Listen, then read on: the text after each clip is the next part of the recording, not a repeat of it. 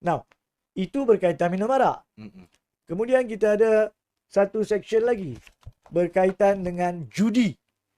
Ada juga orang mengatakan, Saudara Fazli, Betul? sekarang ni kalau nak judi bolehlah pergi Kelantan. Tak kena tangkap. Tak kena tangkap. Ha. Salah. Dengar tu. Tak Salah. betul. Jangan duk dengar TikTok sangat. Silakan Haji. Sebenarnya judi di bawah enactment Kelantan ada di bawah section 37. Subsection 1A dan B. Dia ada perbezaan. A ni secara khusus menjadikan berjudi oleh sesiapa yang berjudi sebagai kesalahan jenayah. Dan section kedua adalah sesiapa yang menganjurkan, melakukan atau menyediakan tempat biasa untuk berjudi pun salah. Okey. Jadi orang berjudi salah. B mengatakan menyediakan tempat untuk orang berjudi, menganjurkan judi macam nak jual toto. Contohnya. Salah. Membuat lumba haram, nak beli tiket apa semua, siapa menang lumba. Betting bola. Right. Betting bola dan sebagainya. Salah. Dan dalam kes Nick Allen, apa yang Nick Allen mula-mula cabar antara 20 adalah 371A. Dia cabar judi. Tapi pada hari pertama perbicaraan pada bulan Ogos yang saya sebut tadi, dia telah tarik balik cabaran itu. Dia setuju bahawa judi adalah melanggar peraturan Islam. Dan pihak persekutuan tidak boleh mencampuri berkaitan dengan isu judi. Jadi sekali lagi Nick Allen tidak mencabar berkaitan dengan enactment berhubung dengan jenayah syariah judi. Yang dia cabar adalah 371B. Dia mengatakan bahagian yang menganjurkan, yang menyediakan tempat untuk berjudi, itu dia cabar tiada kuasa untuk Dewan Undangan Negeri Kelantan gubal sebab dia kata itu sudah kuasa persekutuan. Sebab kita ada undang-undang bertulis persekutuan tentang Gaming Act, Betting Act yang meletakkan kalau nak buat isu-isu berkaitan judi kena pohon lesen. So itu dah ada peruntukan. So biarlah persekutuan handle benda tu. Jangan nak masukkan dalam syariah sebab syariah orang yang berjudi haram. Berbeza kat situ. Berbeza. Itu dia cakap. Jadi dia tak cabar judi, dia cabar benda yang menyediakan judi, tempat berjudi. Dan itu mahkamah telah bersetuju bahawa itu adalah untuk persekutuan dan telah pun mengisytiharkan 371B sebagai tidak sah. Sabar. Jadi apa yang diisytiharkan tidak sah bukannya berjudi. Menyediakan tempat berjudi atau menganjurkan perjudian. Itu tidak sah. Satu lagi Haji. Ramai juga duk viral sekarang ni Haji. Ni kes liwat pun katanya di Kelantan. Sebelum saya pergi pada kes liwat, untuk memperkukuhkan penjelasan berkaitan judi di Kelantan. Kalau saya pergi Kelantan, dan kalau di situ ada apa-apa program judi yang dianjurkan oleh sesiapa saja, kalau saya pergi melibatkan diri dalam judi untuk berjudi, saya salah di bawah 371A. Saya masih boleh ditangkap, ditahan, disiasat dan jika bukti cukup boleh dituduh di oleh pendakwa raya syar'i di mahkamah syariah. Okey. Tapi orang yang menyediakan tempat untuk saya pergi beli tiket judi, tak kisahlah. Katalah saya lah Fazli Katalah Muhammad. Fazli Muhammad. Punyalah jahat. Menganjurkan berjudi. Awak buka di Kelantan sekalipun. Sekarang ni di Kelantan. Mahkamah syariah ataupun penguatkuasa undang-undang syar'i tidak boleh tangkap awak dah. Sebab di bawah section 371B itu adalah tidak lagi undang-undang yang sah. Okey, menarik. Maksudnya untuk lebih faham lagi, walaupun awak tidak boleh tangkap oleh orang-orang penguatkuasa undang-undang syar'i, tapi sekiranya awak buka tempat berjudi itu tanpa lesen, maka pegawai syar'i ini boleh lapor kepada polis mengatakan ada Fazli ni buat tempat judi haram. Kami dapati lesen kat hampa pun dia orang tak minta. Tolong pergi siasat. Maka polis boleh datang siasat dan polis boleh bawa awak untuk diambil tindakan di mahkamah sivil jenayah, iaitu sama ada mahkamah magistrate maupun mahkamah session tertakluk pada hukuman di situ. Correct me if I'm wrong. Sure. Adakah yang ni cara orang kampung saya faham macam pemisahan kuasa sebenarnya. Ya, Boleh dikata macam tu tak? betul ada pemisahan kuasa berkaitan gubalan. Ha, ha. Sebab itu yang dihasratkan Mm-mm. apabila kita membentuk Persekutuan Tanah Melayu pada tahun 1957. Tetapi sebelum saya menjawab soalan berkaitan dengan Kiwat, Mm-mm. saya nak pergi kepada topik ketiga sedikit saja, Ha, bukan ha, ha. terus. Tetapi akibat daripada isu inilah, Mm-mm. iaitu bila masa dia sah untuk digubal, bila masa tak sah untuk digubal. Semata-mata sebab ada dalam persekutuan. Adakah itu bermaksud walaupun ada dalam peraturan agama Islam tidak boleh digubal oleh Dewan Undangan Negeri? Jadi bahagian mana Islam yang dipakai? Bahagian mana yang tidak dipakai? Itu persoalannya. Itulah kesan dan akibat keputusan ini. Nombor satu. Okay. Itu kesan dan akibat yang menyebabkan porak-peranda.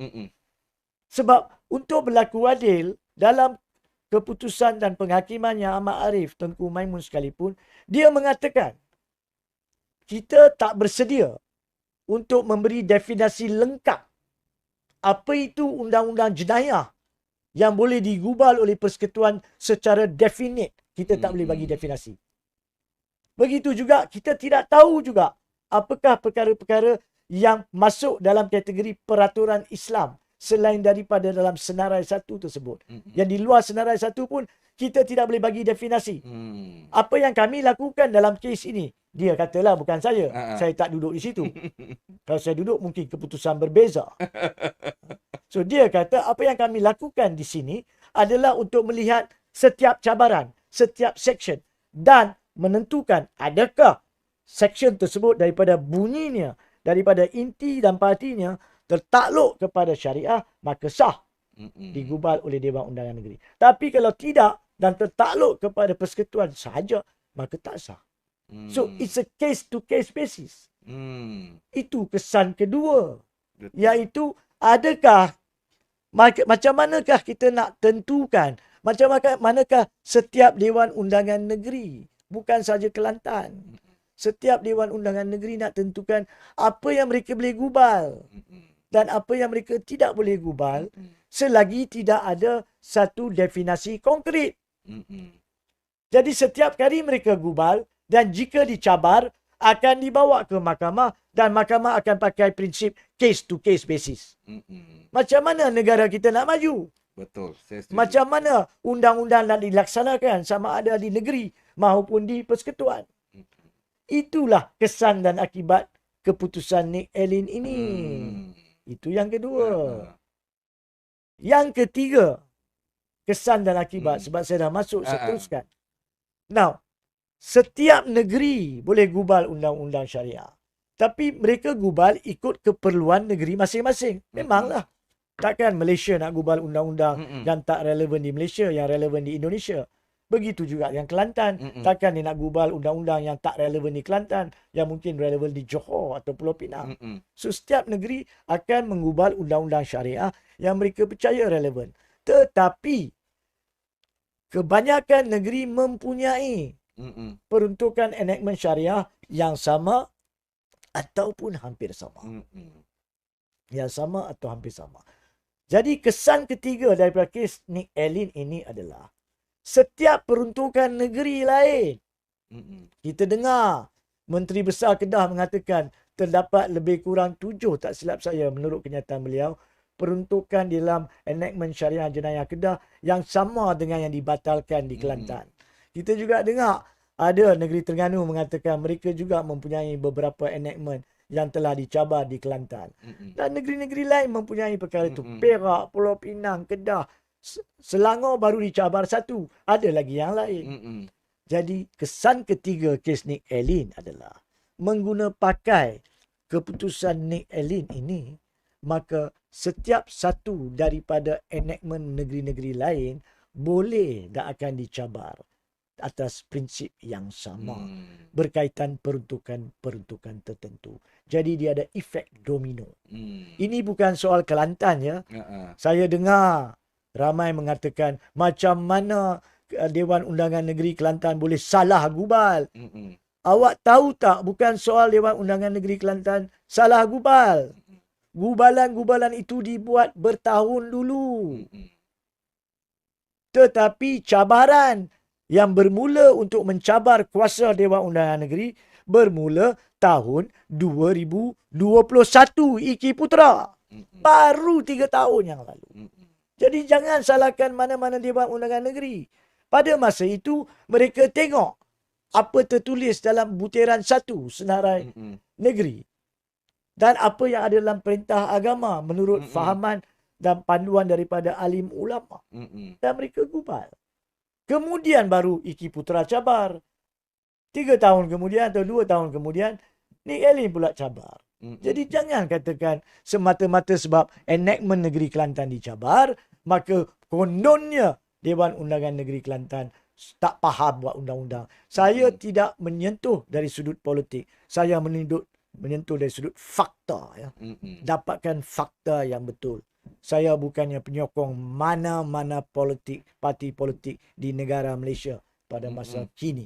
Itu saya sahkan dah lama saya cakap. Tapi yang betul adalah betul, yang salah adalah salah. Jadi sekiranya ada orang membuat naratif dari sudut politik, saya cukup kecam dengan orang macam tu. Sebab mereka tak mau faham undang-undang dan tak mau faham sejarah dan fakta. Yang mana salah, kita kata salah. Tapi yang mana yang bukan salah, kita perlu nyatakan bukan salah. Di sini bukannya salah Dewan Undangan Negeri Kelantan ataupun sebelum ini Dewan Undangan Negeri Selangor dalam mengubah Seksyen 28, dalam mengubah seksyen-seksyen berkenaan. Sebab pada masa itu, untuk bertahun lama, lebih 50, hampir 60 tahun, tidak ada cabaran dibuat terhadap kuasa gubalan negeri.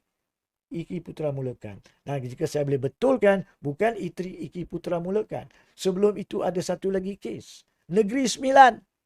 Oh, ada dah? Ada. Juzaili nama dia. Maaf, nama penuh saya tak ingat. Saya terlibat dalam kes tersebut di Mahkamah Persekutuan, bukan di Mahkamah Tinggi atau Mahkamah Rayuan. Dengan pendekkan cerita, 4 atau 5 lelaki di situ dituduh jenayah syariah berkaitan Seksyen 66 Enactment Negeri Sembilan yang melarang lelaki memakai baju pakaian perempuan. Pondan lah ni. Tak payah kita nak go itu. Okay. Lelaki yang memakai cross dressing, memakai baju wanita. Okey, ataupun wanita memakai baju lelaki. Wallahualam. Itu kena tengok enactment section berkenaan jika ada. Tapi yang ni berkaitan lelaki yang memakai baju wanita. So dia tuduh, didakwa di Mahkamah Syariah dan dia cabar. Macam mana Iki Putra dicabar lepas dia tuduh.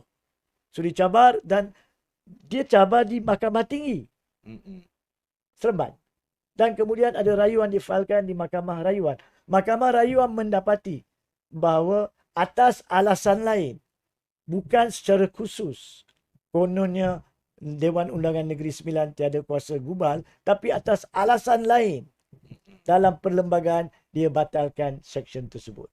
So di Mahkamah Persekutuan kami telah hujahkan itu salah. Mahkamah Rayuan tiada hak untuk membatalkan kerana apa yang dicabar sebenarnya secara tak langsung adalah kononnya Negeri Sembilan tiada kuasa menggubal. Kalau kuasa menggubal, tak boleh cabar melalui Mahkamah Tinggi dan Mahkamah Rayuan. Kena terus pergi ke Mahkamah Persekutuan. Ingat saya cakap tadi? So, sebab proses dan prosedurnya salah, maka Mahkamah Persekutuan setuju bahawa sebenarnya cabaran terhadap Seksyen 66 adalah cabaran terhadap kuasa gubalan negeri. Dan kerana cara cabaran itu dibawa salah melalui Mahkamah Tinggi dan Mahkamah Rayuan, tidak dibawa terus ke Mahkamah Persekutuan, maka keputusan Mahkamah Rayuan dibatalkan. Jadi seksyen tersebut menjadi sah. Jadi walaupun ada cubaan pada masa itu 2015, cubaan itu gagal. Kerana proses itu salah. Sebab itu Iki Putra bawa terus ke Mahkamah Persekutuan. Sebab itu Nick Allen guna pakai Iki Putra bawa terus ke Mahkamah Persekutuan. Sejarah proses dan prosedur ni pun saya harap dapat faham. Tapi pokok yang saya nak sampaikan bukan proses dan prosedur. Yang saya nak sampaikan adalah fakta. Sebelum 2015, tidak ada orang yang mencabar kuasa gubalan undang-undang syariah oleh negeri. Jadi jangan salahkan sama ada negeri Perlis sampai ke Johor apabila ada enactment-enactment mereka yang masa depan mungkin dicabar akibat daripada domino effect kes Nick Allen yang merupakan domino effect pertama daripada kes Iki Putra.